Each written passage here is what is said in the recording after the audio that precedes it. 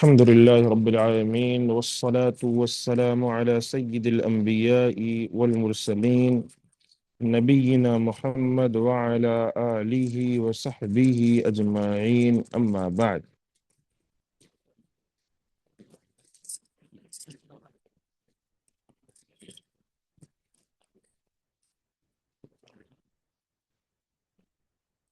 پچھلے درس کے اندر ہم توحید کے تعلق سے پڑھ رہے تھے.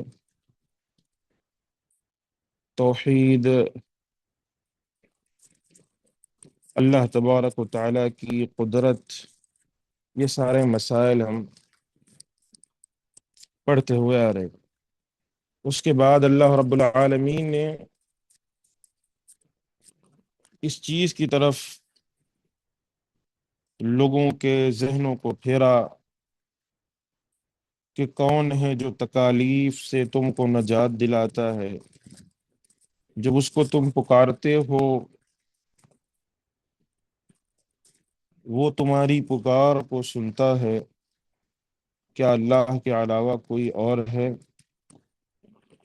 تو اسی کے تعلق سے اللہ رب العالمین نے دوسرے مقام پر ارشاد فرمایا وَإِذَا مَسَّكُمُ الضُّرُّ فِي الْبَحْرِ ضَلَّ مَن تَدْعُونَ إِلَّا إِيَّاهُ، جب سمندر میں تکلیف پہنچتی یعنی ان کو ڈوبنے کا خوف ہوتا تو ضَلَّ مَن تَدْعُونَ إِلَّا إِيَّاهُ، جنہیں تم پکارتے ہو سب اس پروردگار کے سوا گم ہو جاتے ہیں. ضل یعنی جنہیں تم پکارتے ہو، جنہیں تم آوازیں لگاتے ہو، اس پروردگار کے علاوہ یہ سارے گم ہو جاتے ہیں، یعنی تم سیدھا اللہ کو پکارنے لگتے ہو. وقال تعالی ثم اذا مسكم الضر فإليه تجأرون، جب تمہیں کوئی تکلیف پہنچتی ہے تم اسی کے سامنے گڑ گڑاتے ہو. گڑ گڑانا یعنی اسی کے سامنے روتے ہو. یہ اللہ کی ذات ہے،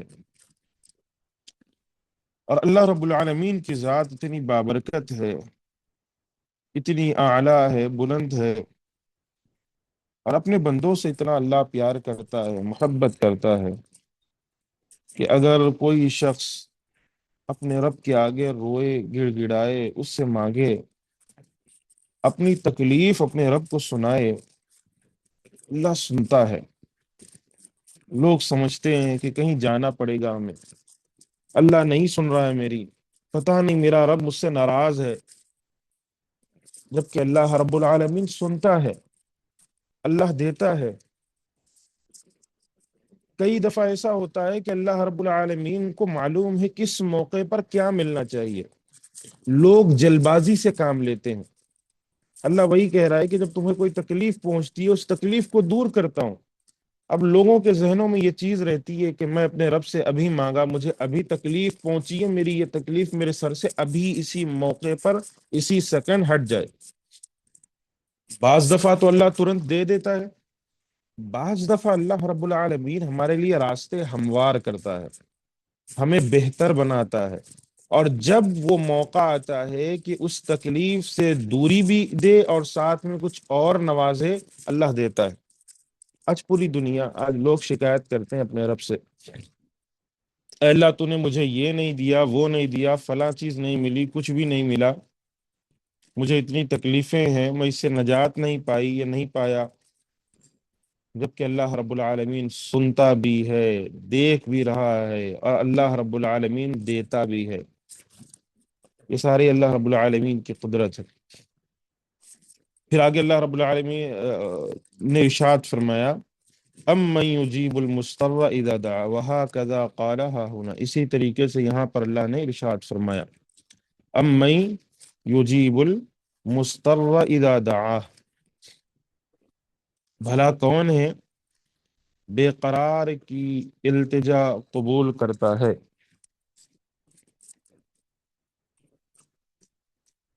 ای من هو الذی لا یلجأ المضطر الا الیہ، کون ہے کہ مجبور و مضطر لاچار و بے قرار جس کی طرف رجوع کرتا ہے. والذی لا یکشف الضر المضرورین سواہ. کون ہے جو یعنی جو تکلیفوں کو یعنی جو تکلیفوں میں ہیں، پریشانیوں میں ہیں، ان کی پریشانیوں کو کون دور کرتا ہے؟ یعنی اللہ رب العالمین ارشاد فرما رہا ہے کہ وہ ذات کون سی ہے جس کی طرف تم اپنی تکلیفوں، پریشانیوں، مصیبتوں میں آتے ہو، اور پھر وہ تمہاری مصیبتوں کو، پریشانیوں کو، تکلیفوں کو دور کرتا ہے. پھر آگے ایک حدیث ہے، روى الامام احمد عن رجل من بل حجیم قال قلت یا رسول اللہ صلی اللہ علیہ وسلم الى تدعو قال ادعو الى اللہ وحدہ الذی ان مسک الضر فدعوته. امام احمد بن حنبل رحمہ اللہ نے بل حجیم کے ایک شخص سے روایت کی ہے کہ میں نے عرض کی، اے اللہ کے رسول، آپ کس کی طرف دعوت دیتے ہیں؟ اِلَى مَا تدعو، یعنی کس کی طرف آپ دعوت دیتے ہیں؟ اللہ کے رسول صلی اللہ علیہ وسلم نے ارشاد فرمایا، میں اللہ وحدہ لا شریک کی طرف دعوت دیتا ہوں کہ اگر آپ کو کوئی تکلیف پہنچے اور آپ اس سے دعا کریں تو وہ آپ کی تکلیف کو دور کرتا ہے. یعنی ان امسک الضر فدعوتہ کشف عنک، آپ کی اس تکلیف کو دور کرتا ہے. والذی ان اضللت بارض فقر فدعوتہ رد علیک، اور اگر آپ کسی جنگل میں اپنی سواری گم کر بیٹھیں تو اس سے دعا کریں، وہ آپ کی سواری کو ملا دیتا ہے، یعنی آپ پر اسے لوٹا دے گا. والذی ان اصابتک سنۃ فدعوتہ انبت لک، اگر آپ قحط سالی میں مبتلا ہوں اور اس سے دعا کریں تو وہ ہریالی اور شادابی پیدا فرما دے گا. قال قلت اوصینی، پھر اس شخص نے کہا، راوی بیان کرتے ہیں جو روایت کر رہے ہیں، میں نے عرض کیا، اللہ کے رسول صلی اللہ علیہ وسلم مجھے وصیت کیجیے. آپ صلی اللہ علیہ وسلم نے ارشاد فرمایا، لا تسبن احدا ولا تزهدن في المعروف ولو ان تلقى اخاك وانت منبسط الیہ وجهك، کسی کو گالی نہ دو، نیکی میں کوتاہی نہ کرو. ٹھیک ہے، نیکی سے دوری یا نیکی میں کوتاہی اختیار مت کرو. خواہ یہ نیکی اپنے بھائی سے خند پیشانی سے ملنا ہی کیوں نہ ہو، یعنی اچھی طریقے سے جھک کر ملاقات کرنا ہی کیوں نہ ہو. پھر آگے اللہ کے رسول صلی اللہ علیہ وسلم نے ارشاد فرمایا، وَلَوْ أَن تُفْرِغَ من دلوك في إناء المستقی واتزر إلى نصف الساق، پانی پینے والے برتن میں ڈول سے پانی ڈالنا ہی کیوں نہ ہو. اس کے بعد اللہ رب العالمین اللہ کے رسول صلی اللہ علیہ وسلم نے ارشاد فرمایا،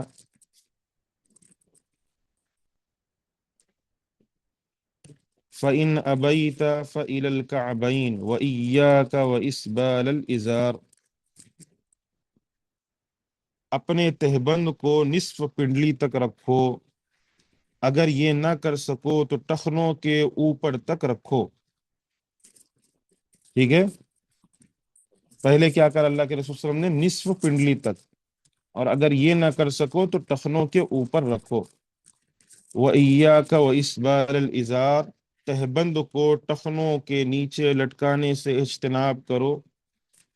فَإِنَّ إِسْبَالَ الْإِزَارِ مِنَ الْمَخِيلَةِ، کیونکہ تہبند کو ٹخنوں سے نیچے لٹکانا تکبر ہے۔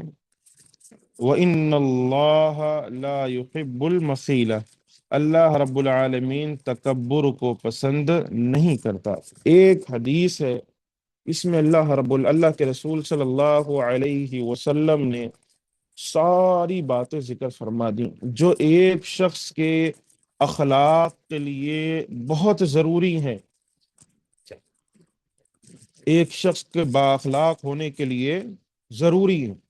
صرف ایک حدیث کے اندر نیچے اللہ کے رسول صلی اللہ علیہ وسلم نے اس طرف رہنمائی دی کہ جب بھی کوئی تکلیف پہنچے اپنے رب سے سوال کرو، تمہاری سواری گم ہو جائے رب سے مانگ لو، تمہارے تعلق سے قحط سالی پڑ جائے، بارش نہیں ہو رہی ہے، اللہ سے مانگو۔ پھر اللہ کے رسول صلی اللہ علیہ وسلم نے اس شخص کو نصیحت کی، وہ راوی کو نصیحت کی جو آپ کے پاس حدیث کو روایت کر رہے۔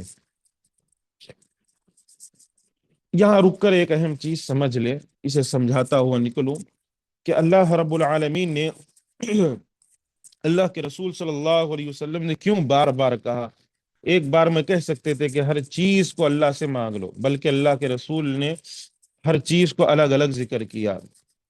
یہ چیز گم ہو جائے تو اللہ سے مانگو، سواری گم ہو جائے تو اللہ سے مانگو، قحط سالی پڑ جائے تو اللہ سے مانگو، کیونکہ دنیا کے اندر یہی وہ چیزیں جن میں انسان باحیات ہے۔ جیسے مصیبت و پریشانی سے انسان بچنا چاہتا ہے، انسان کی خواہش ہوتی ہے اچھی سواری ہو اور اس کی سواری کوئی نہ لے، انسان کی خواہش ہوتی ہے بارش برستی رہے، بارش ہو تاکہ اس کے ذریعے سے اس کا رزق پورا ہو سکے۔ یہ سب چیزیں اس کی حاجت ہیں، اور ان ساری چیزوں کو اللہ رب العالمین سے مانگنا لازم اور ضروری ہے۔ آج کل کے لحاظ سے نہیں ہونا چاہیے کہ لوگ اللہ کو چھوڑ کر کسی اور سے سوال کرتے ہیں۔ بچہ پیدا نہیں ہو رہا ہے، بھاگتے ہوئے چلے گئے، گھر میں خواتین بیٹھی ہوئی رہتی ہیں، ایک جو ہے خاتون آتی ہے کوئی، اور اللہ خیر کرے وہ لوگ عورتوں کے دلوں میں وسوسے ڈال کر چلی جاتی ہے۔ وہ کہتی ہے کہ ہمارے گھرانے میں بھی فلاں بچہ تھا، وہ توتلا پیدا ہوا تھا، اسے بولنے نہیں آتا تھا، فلاں بابا کی مٹی لے جا کر ہم نے چٹایا تو بچے کی زبان بولنے لگ گئی، بچہ جو ہے اچھی طریقے سے بولنے لگ گیا۔ ایسی عورتوں کو اپنے گھروں سے باہر نکال پھینکو، ایسی عورتوں کو کبھی گھر میں داخل ہونے مت دیجیے گا جو آپ کے عقیدے پر وار کرتے ہوں، جو آپ کے عقیدے کو خراب کرتے ہوں۔ الا یہ کہ اگر آپ ان کی اصلاح کرنا چاہتے ہیں تو الگ معاملہ ہے، لیکن اگر خدشہ ہے اس بات کا کہ ایسی عورتوں کی وجہ سے آپ کے گھر کے لوگوں کے گھروں کی عورتوں کے عقائد میں تبدیلی آ سکتی ہے، تو پھر ایسوں کو دور دور رکھیں، کیونکہ یہ وہ لوگ ہیں جو آپ کو قصے اور کہانیاں سناتے ہیں، ان کے پاس حقیقت موجود نہیں ہے۔ ان سے پوچھا جائے کس کا بچہ تھا، کہاں کا بچہ تھا، کون تھا، کوئی حقیقت موجود نہیں ہے، صرف سنی سنائی بات ہے۔ جیسے عورتیں آتی ہیں گھروں میں، میاں بیوی کے درمیان لڑائی لگاتی ہیں نا، وہی طریقہ ہے۔ یعنی جیسے کوئی خاتون آتی ہے اور کہتی ہے کہ میں نے آپ کے میاں کو، آپ کے شوہر کو فلاں لڑکی کے ساتھ دیکھا تھا، یا فلاں کے ساتھ بات کرتے ہوئے دیکھا تھا۔ خاتون یہی کہہ رہی ہے، ٹھیک ہے، یہی بات وہ کہہ رہی ہے سامنے ایک عورت کو جو شادی شدہ ہے اور اس کے شوہر کے خلاف اسے ابھار رہی ہے۔ وہ بعد میں یہ بیچاری اللہ کی بندی دل میں باتوں کو چھپائے چھپائے چھپائے چھپائے آخر میں کسی دن اپنے شوہر کے اوپر حاوی ہوتی ہے، کہتی ہے کہ فلاں عورت نے بتایا تھا کہ تم جو ہے تمہارا چکر چل رہا ہے۔ جس دن وہ شخص کہے کہ اس لڑکی کو، اس عورت کو بلاؤ میرے سامنے اور بتاؤ، اور وہ اس سے پوچھتا ہے کہ اللہ کی بندی تو نے میرے بیوی کو ایسی ایسی باتیں بتائی، کیا کبھی تو نے مجھے ایسا دیکھا ہے؟ تو وہ ترنت کیا کہتی ہے؟ کہتی ہے کہ نہیں، میں نے نہیں دیکھا، میں سنی ہوں۔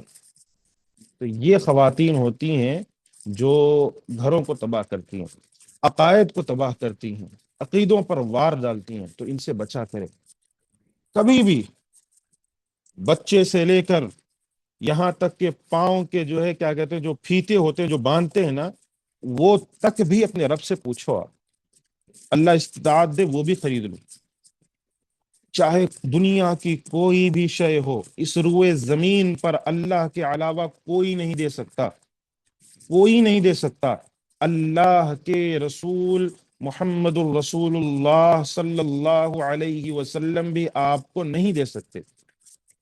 اگر آپ اللہ کے رسول صلی اللہ علیہ وسلم کے قبر پر پہنچ کر 1000 دفعہ اپنا ماتھا پٹکیں گے، نبی میں بھی یہ طاقت نہیں ہے کہ آپ کی مشکلوں کو دور کر سکے۔ تو عقیدہ سمجھ لے، عقائد کی ضرورت بہت زیادہ ہے آج معاشرے میں۔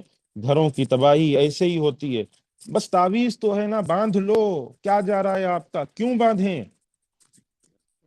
غالباً شاید اس سے پہلے عقیدے کے تعلق سے میں نے واقعات آپ کو ذکر کیے تھے۔ ایک واقعہ مجھے اچانک یاد آیا تو بتا دوں، نیچے اسی تعلق سے ایک واقعہ اور آنے والا ہے توحید کے تعلق سے۔ شاید میں نے جو پچھلے فضیلت مجھے طالبات نے پڑھا ہے ان کو بتایا، عالمیت آخر میں پڑھی تھی، ان کو بتایا تھا یا نہیں؟ علامہ احسان علی ظہیر شہید رحمہ اللہ نے یہ واقعہ خود سنایا تھا، وہ اپنی زندگی کا واقعہ سناتے ہیں۔ غالباً ان کے بھائی کا واقعہ ہے وہ، کہ بہت زیادہ بیمار پڑ گئے۔ ان کے جو بھائی تھے چھوٹے، یعنی بچپن میں ہی، یعنی جب میرے خیال سے ابھی 10 سال کے اندر تھے یا زیادہ تھوڑے بڑے تھے، یعنی بہت چھوٹے تھے، بچے تھے، تب کی بات وہ ذکر کر رہے تھے کہ ان کے بھائی بہت زیادہ بیمار پڑ گئے۔ اتفاق یہ ہوا کہ وہ ان کی جو والدہ ہیں احسان علیہ ظہیر رحمہ اللہ کی، ان کی والدہ نے ان کی والدہ سے آ کر آس پڑوس کی عورتوں نے کہا کہ ایک کام کرو، فنا بابا کے در پر لے کر جاؤ، بچہ آپ کا ٹھیک ہو جائے گا۔ یعنی بچہ جو ہے بالکل سوکھتا جا رہا تھا، چلنے کے قابل بھی نہ ہو سکا، یعنی ایسا وقت آ گیا کہ بچے کے پاؤں میں وہ طاقت بھی ختم ہو گئی کہ بچہ چل سکے۔ یعنی والدہ اس کو گود میں لے کر جاتی، ہاتھ سے اٹھا کر لے کر جاتی تو قضاء حاجت بچہ کرتا، یعنی اتنا کمزور ہو گیا کوئی بیماری، کسی بیماری کی وجہ سے۔ تو عورتیں آتی اور کہتی ہیں کہ فلاں بابا کے دربار پر لے کر جاؤ، چادر چڑھاؤ، تمہارا بچہ ٹھیک ہو جائے گا۔ سب کے ساتھ ہوتا ہے، سب کے بچے ٹھیک ہوئے ہیں، آپ کا بچہ بھی ٹھیک ہو جائے گا۔ اس اللہ کی بندی نے کہا، علامہ احسان علیہ ظہیر شہید رحمہ اللہ کی والدہ نے کہا کہ میرا بچہ میری آنکھوں کے سامنے رگڑتا ہوا مر جائے، مجھے یہ برداشت ہے، لیکن میں رب کو چھوڑ کر کسی اور کے دربار پر ہرگز نہیں جاؤں گی۔ اور اس کے بعد یہ ان کی زبانی واقعہ سنا رہا ہوں میں، یہ بھائی کہیں سنی سنائی بات نہیں، احسان علیہ ظہیر رحمہ اللہ نے بذات خود یہ واقعہ سنایا۔ اس کے بعد ان کی والدہ کھڑی ہوئی، گئیں اور اللہ کے آگے ہاتھوں کو بلند کیا، کہا اے اللہ، ایک ماں کی فریاد ہے، ایک ماں کی دعا ہے اپنے بچے کی خاطر، اس کا بچہ بیمار ہے اور اتنا بیمار ہے کہ چلنے کے قابل نہیں ہے، میرے بچے کے اللہ تو حفاظت فرما۔ دعا کرتی رہیں کرتی رہیں، تھوڑی دیر کے بعد کیا دیکھتی ہیں کہ وہ بچہ پلنگ سے خود اٹھا ہے اور قضاء حاجت کر کے واپس آیا ہے۔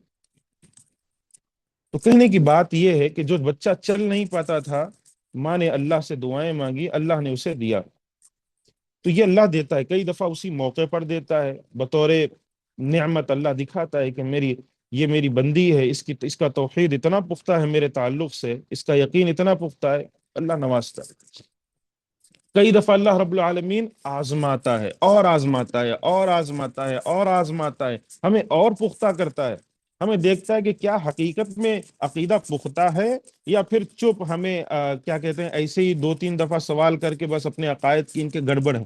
جتنا ہمارا عقیدہ پختہ ہوگا اتنا ہی اللہ رب العالمین کے ہم قریب ہوں گے، یاد رکھیے گا۔ تو عقائد میں یہ بہت اہم مسئلہ ہے۔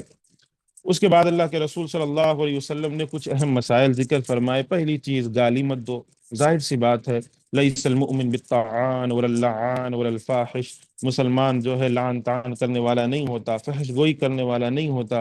خصوصاً عورتوں میں یہ خرابی بہت زیادہ ہوتی ہے کہ وہ لعن طعن کرتی ہیں، ٹھیک ہے، کسی پر لعنتیں بھیجتی ہیں، تو برباد ہو جا، تیرے اوپر یہ ہو جائے، تیرے اوپر فلاں مصیبت نازل ہو جائے۔ اللہ سے بچنا، اللہ سے ڈرنا چاہیے۔ دوسری چیز، کبھی بھی اچھی اچھی چیز کو حقیر نہیں سمجھنا چاہیے، چاہے کوئی بھی چیز ہو۔ اور تیسری چیز، اللہ کے رسول صلی اللہ علیہ وسلم نے ارشاد فرمائی کہ اپنے ٹخنوں کو، اپنے پیچوں، یعنی جو آپ کے ٹخنے ہیں وہ اوپر رکھیں، یہ مردوں کے لیے ہے، عورتوں کے لیے نہیں ہے، ٹھیک ہے۔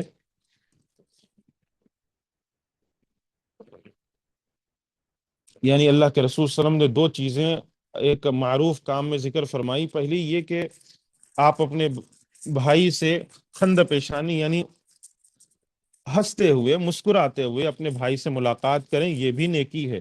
یا پھر کسی بھائی کی مدد کر دیں، اس کے ڈول میں پانی ڈال دیں آپ، یہ بھی نیکی ہے.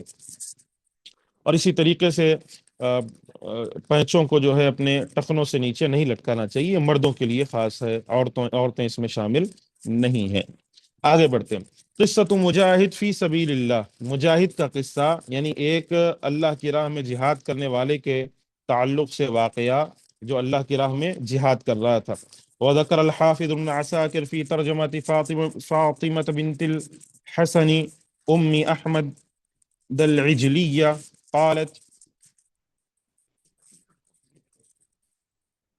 حافظ ابن عساکر نے فاطمہ بنت حسن ام احمد العجلیہ کا تذکرے میں نقل کیا ہے. انہوں نے کہا ہزم الکفار یوما المسلمین فی غزات، ایک غزوے میں جنگ میں کفار نے مسلمانوں کو شکست دی.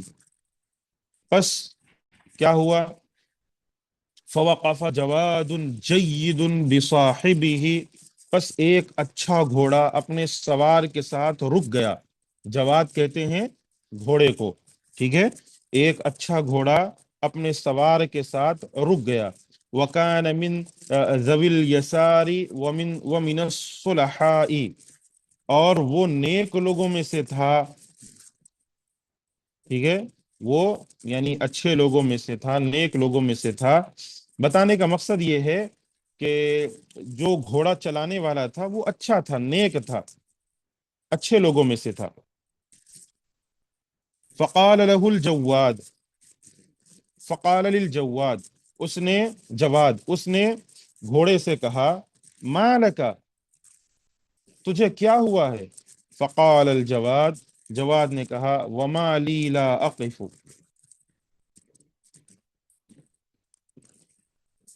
گھوڑے نے کہا میں کیوں نہ رکوں، ٹھیک ہے. فقال جواد، جواد یعنی اس نے گھوڑے سے لی کہا کہ ما لکا ویلک، تیرے لیے بربادی ہو. انما کنت اعدک لمثل هذا اليوم، کیا واقعہ کچھ یوں ہے کہ یہ خاتون، یہ کیا کہتے ہیں، شخص تھا جو مسلمانوں کے جنگ میں شامل تھا، مسلمانوں کو شکست ہو رہی تھی، تو اس کا گھوڑا رک گیا، ٹھیک ہے. جبکہ وہ شخص بڑا نیک تھا. تو اس نے اپنے گھوڑے سے کہا کہ تیرے لیے کیا ہوا ہے، کیا تجھ کو کیا ہو گیا ہے، ٹھیک ہے، تجھے کیا ہو گیا ہے. انما کنت اعدک لمثل هذا اليوم، کیا میں تجھے اسی دن کے لیے تیار کیا تھا، یعنی کیا میں اسی دن کے لیے تیار کیا گیا. فقال له الجواد،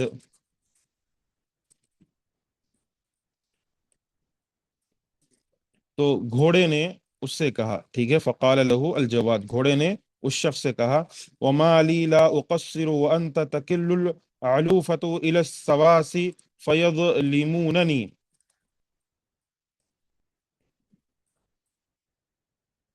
کہ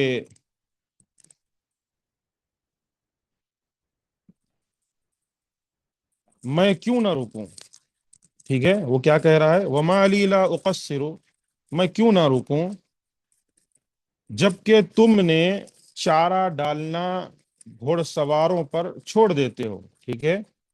یعنی جو چارہ ڈالا جاتا ہے اس کے تعلق سے جو چیزیں ہوتی ہیں وہ تم گھڑ سواروں پر چھوڑ دیتے ہو. ولا یطعمونی الا قلیل الی السواس فیظلموننی، یعنی کہنے کا مطلب سواس کہتے ہیں اس شخص کو، یعنی ان کو جو گھوڑے کو چارہ ڈالتا ہے، ٹھیک ہے. چارہ ڈالنے والا جو شخص ہوتا ہے، جو گھوڑے وغیرہ کو چارہ ڈالتا ہے، جانوروں کی نگرانی کرتا ہے، اس کے تعلق سے وہ بتا رہا ہے.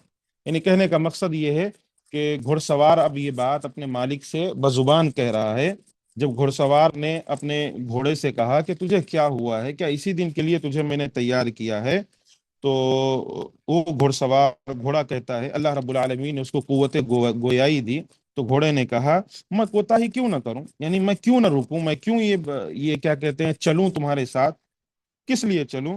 جو میرا سواس ہے، یعنی کہنے کا مطلب یہ ہے کہ یہ جو جانوروں کو چارہ ڈالنے والے ہوتے ہیں ان کو کہا جاتا ہے فیظلموننی، یعنی تم اس کے بھروسے مجھے چھوڑ دیتے ہو، چارہ ڈالنے والے کے بھروسے، اور وہ مجھ پر ظلم کرتا ہے، ٹھیک ہے، مجھ پر ظلم کرتا ہے، ولا یطعموننی الا قلیل، وہ مجھے کھانا نہیں دیتا سوائے کم، یعنی تھوڑا سا کھانے دیتا ہے۔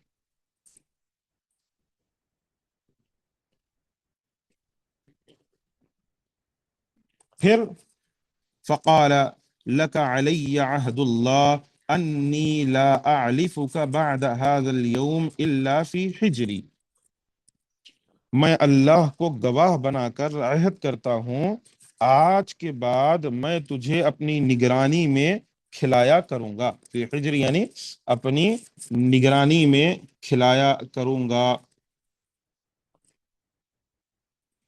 اپنی حجر کہتے ہیں گود، گود میں، تو گود سے مراد یہ ہے کہ اپنی نگرانی میں کھلایا کروں گا۔ فجر الجواد عند ذلك، تو پس اس پر گھوڑا دوڑ پڑا، ونجی صاحبہ، اور اپنے سوار کو بچا لیا، وکان لا يعلفه بعد ذلك الا في حجره، اور اس کے بعد اسے اپنے گود ہی میں کھلاتا تھا، یعنی اپنے نگرانی میں ہی کھلاتا تھا، پھر حجر یعنی گود کو کہتے ہیں، تو ظاہر سی بات ہے کسی گھوڑے کو اپنے گود میں تو نہیں رکھ سکتے، تو کہنے کا مطلب یہ کہ اپنی نگرانی میں کھلاتا تھا۔ وکان بعد ذلك، یعنی واشتہر امرہ بین الناس، اس کے بعد کیا ہوا، لوگوں کے درمیان مشہور ہو گیا، ٹھیک ہے، لوگوں کے درمیان یہ گھوڑا مشہور ہو گیا، وجعلوا یقصدونہ لیسمعوا منہ ذلک، لوگ اس کی طرف قصد کرنے لگے، یعنی جانے لگے تاکہ اس سے سنیں کہ ایک جانور بات کرتا ہے، کیسے بات کرتا ہے۔ وبلغ ملک الروم امرہ، اور روم کا جو بادشاہ تھا اس تک یہ معاملہ پہنچا، فقال ما تضام بلد یکون هذا الرجل فیہا، وہ شہر کبھی مغلوب نہیں ہوگا جس میں یہ آدمی ہے، کیا کہہ رہا ہے وہ بادشاہ جو ہے، جو روم کا بادشاہ ہے، وہ کیا کہہ رہا ہے، وہ شہر کبھی مغلوب نہیں ہوگا جس میں یہ آدمی موجود ہے، واحتال لیحصلہ فی بلدہ، اس نے چال سوچی، ٹھیک ہے، تاکہ اسے اپنے ملک میں لائے، واحتال چال سوچی، لیحصلہ تاکہ اسے حاصل کرے، فی بلدہ اپنے شہر میں، یعنی کس کو، اس شخص کو اور اس گھوڑے کو، فبعث الیہ رجلا من المرتدین عندہ، پس اس نے اپنے پاس ایک مرتد شخص بھیجا، ٹھیک ہے، یعنی اپنے پاس سے اس نے ایک مرتد شخص کو روانہ کیا، مرتد یعنی جو اسلام کو نہیں مانتا، اس شخص کو اس بادشاہ نے اس آدمی کے پاس بھیجا، فلما انتہى الیہ، جب وہ اس کے پاس پہنچا، اظہر له انه قد حسنت نیته فی الاسلام وقومه، تو اس نے ظاہر کیا کہ اس کی اسلام اور مسلمانوں کے بارے میں نیت اچھی ہو گئی ہے، ٹھیک ہے، اس نے ظاہر کیا کہ وہ اچھا ہے، کون ظاہر کر رہا ہے، وہ مرتد، وہ مرتد اس کے پاس آیا، یہ گھڑ سوار کے پاس، کیونکہ یہ اس کا گھوڑا گفتگو کیا تھا نا، تو روم کے بادشاہ کو معلوم تھا، تو اس نے کہا جب تک یہ ہے نا، یہ شخص موجود ہے ان میں، ہم ان کو نہیں ہرا سکتے، نیکوں میں سے تھے وہ، اچھے لوگوں میں سے تھا وہ، ٹھیک ہے، تو جس بستی میں نیک لوگ ہوتے ہیں کئی دفعہ اللہ رب العالمین اس بستی کی حفاظت کرتا ہے، تو اس نے کیا کیا، کہا کہ اس کو اس بستی سے پہلے نکالو، اس کو میرے پاس لے کر آؤ، اور مجھے بھی تو دیکھنا ہے اس کا گھوڑا کیسے گفتگو کرتا ہے، تو اس نے ایک شخص کو بھیجا جو ایسے بن کے گیا کہ میں مرتد ہوں، اور وہاں جا کر اس نے کہا کہ مجھے اسلام جو ہے اچھا لگتا ہے، مسلمان اچھے لگتے ہیں، مجھے اسلام کے بارے میں یہ چیزیں اچھی لگتی ہیں، حتس توثق، ٹھیک ہے، یہاں تک کہ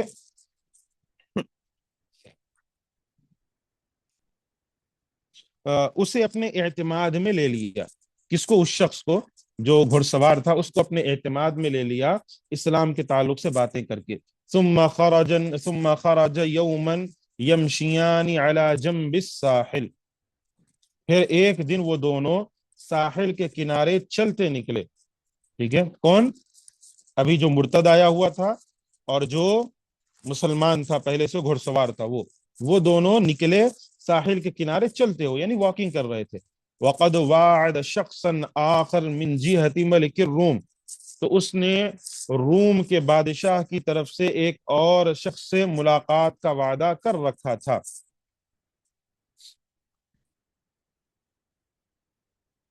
یعنی کون؟ کہنے کا مقصد یہ ہے کہ یہ شخص اس نیک آدمی کو اپنے ساتھ لے کر نکلا ساحل سمندر کی طرف. ٹھیک ہے، جو سمندر کا ساحل تھا، کنارہ تھا، وہاں سے لے کر نکلا. تو جو مرتد شخص تھا نا، اس نے پہلے سے یہ خفیہ پلاننگ کر رکھی تھی. ایک آدمی کو روم کی طرف سے، روم کے بادشاہ کی طرف سے ایک آدمی بھیجا گیا تھا، تو وہ خفیہ طور پر اس پروگرام میں شامل تھا، یعنی وہاں چھپا ہوا تھا. ٹھیک ہے، وہاں پہلے سے ایک اور شخص کو اس نے چھپا کر رکھا تھا. لیتساعد علی اسرہ، تاکہ دونوں مل کر اسے قیدی بنائے، تاکہ وہ دوسرا شخص بھی مدد کرے اور اس کو قیدی بنایا جائے.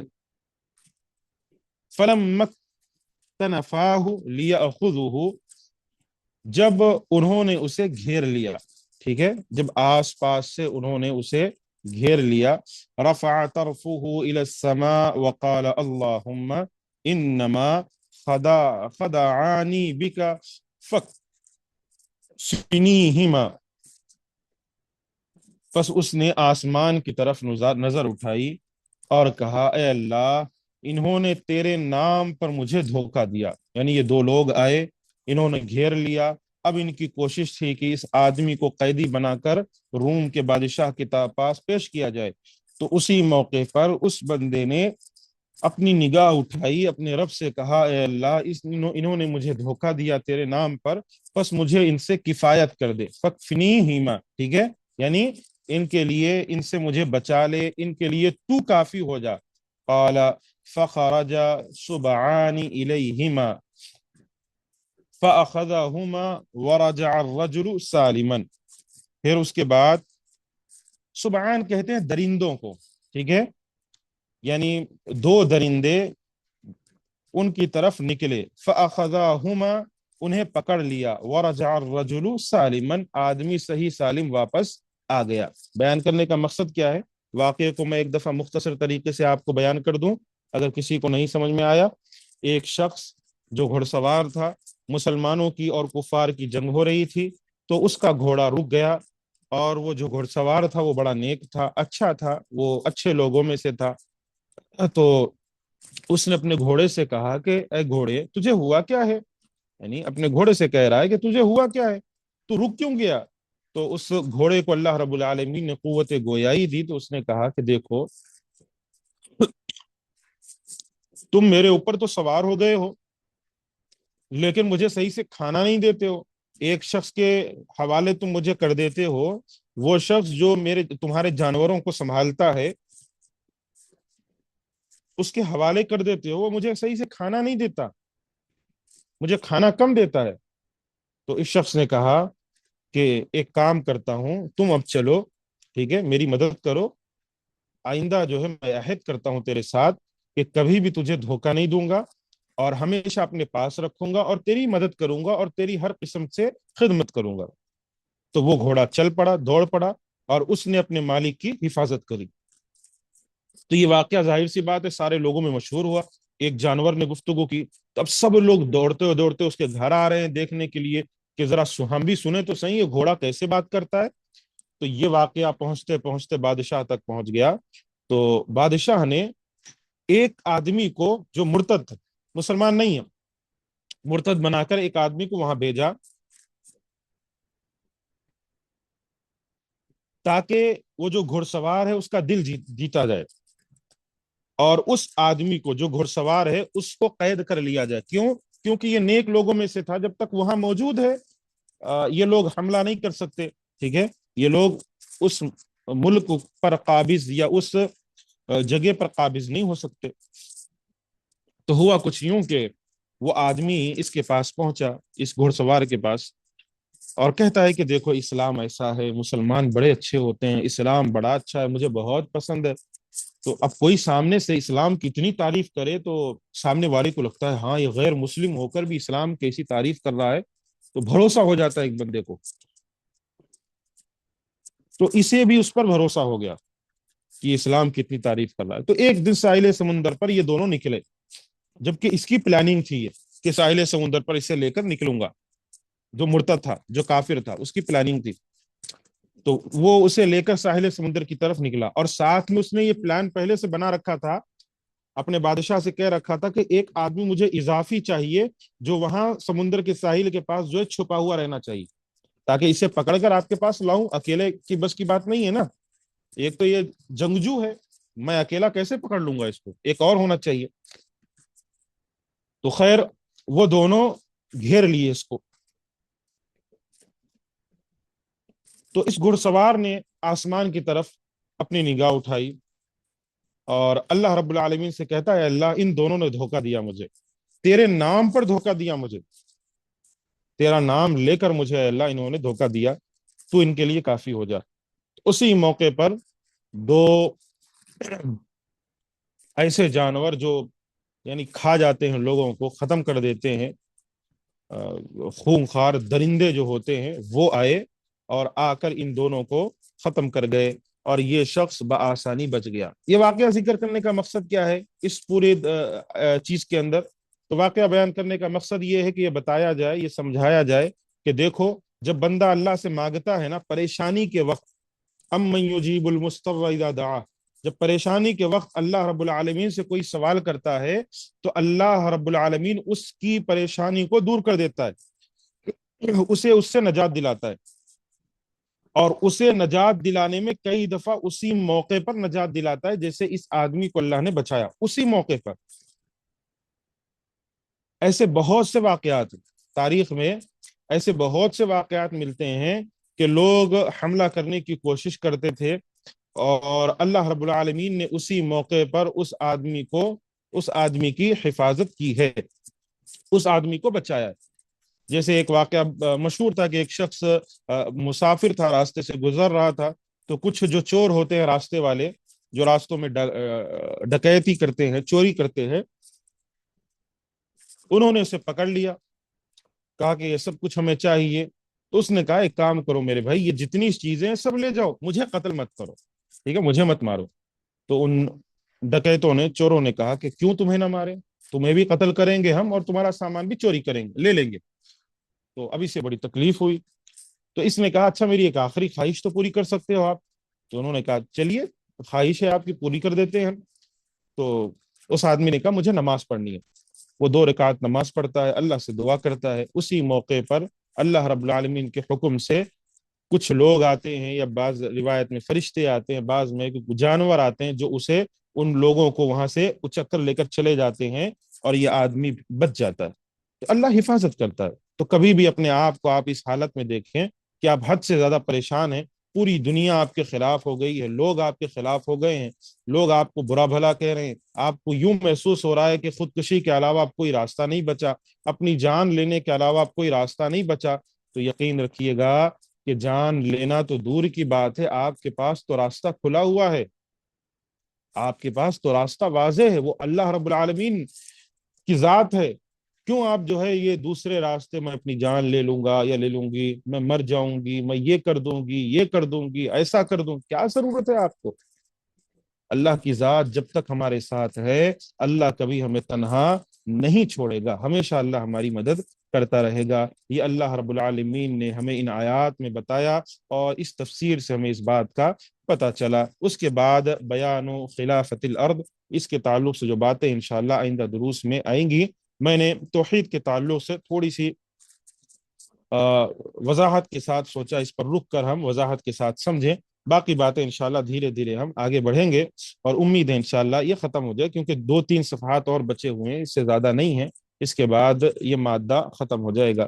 اللہ سے دعا ہے جو باتیں ہم نے سنی ہے، ہمیں اس پر عمل کی توفیق عطا فرمائے، جب تک زندہ رکھے اللہ ہمیں ایمان و اسلام پر زندہ رکھے، اس دنیا سے ہم جائیں تو ایمان و اسلام پر ہی اس دنیا سے جائیں۔ اللہ رب العالمین ہم سب کو جنت الفردوس میں داخلہ عطا فرمائے، جہنم سے ہماری حفاظت فرمائے، آمین۔ وآخر دعوانا ان الحمد للہ رب العالمین۔ السلام علیکم ورحمۃ اللہ وبرکاتہ۔